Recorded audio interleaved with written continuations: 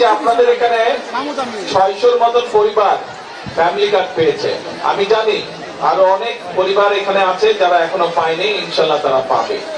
আমরা নির্বাচনের আগে আমরা বলেছিলাম এই দেশের মানুষকে যে বিএনপি সরকার গঠন করতে পারলে আমরা অনেকগুলো কাজ করতে চাই মানুষের জন্য এবং দেশের জন্য।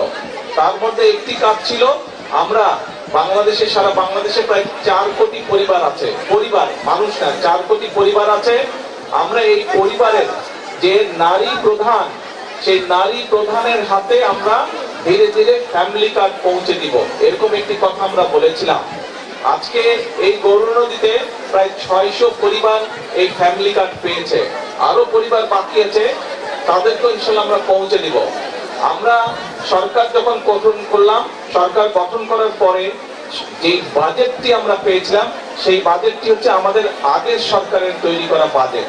সেই বাজেটে তারা ফ্যামিলি কার্ডের জন্য কোনো বরাদ্দ রেখা নেই।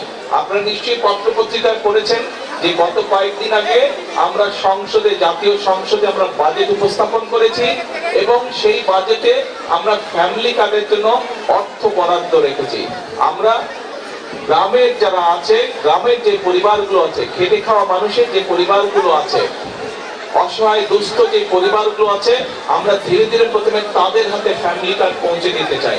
এবং আমরা এই বছর, আগামী 1 বছরের জন্য যে বাজেট আমরা বরাদ্দ রেখেছি ফ্যামিলি কার্ডের, সেই বাজেটের উপরে ভিত্তি করে আগামী 1 বছরের মধ্যে সারা বাংলাদেশে আমরা 41 লক্ষ পরিবারের কাছে আমরা ফ্যামিলি কার্ড পৌঁছে দেব ইনশাআল্লাহ। সেই হিসাবে এটা আগামী বছর, তারপরে আরো 4 বছর থাকবে। এইভাবে আগামী 5 বছরে ধীরে ধীরে সকল পরিবারের কাছে আমরা যাওয়ার চেষ্টা করবো ইনশাআল্লাহ। তো আগামী 1 বছরে যে সারা বাংলাদেশে, আগামী জুন পর্যন্ত সারা বাংলাদেশে আমরা 41 লক্ষ পরিবার দেব, পরিবারের হাতে ফ্যামিলি কার্ড পৌঁছে দিব। সেই হিসেবে প্রত্যেকটি উপজেলায় গড়ে প্রায় 7,000 পরিবারের কাছে, প্রত্যেকটি, সারা বাংলাদেশের প্রত্যেকটি উপজেলায় আমরা 7,000 পরিবারের কাছে গড়ে আমরা ফ্যামিলি কার্ড পৌঁছে দেব। তখন ইনশাআল্লাহ আগামী বছরের মধ্যে আপনাদের এইবার যেরকম 600 পরিবার পেয়েছেন, ইনশাআল্লাহ আরো কয়েক হাজার পরিবার আপনারা ফ্যামিলি কার্ডের আওতাভুক্ত হবেন।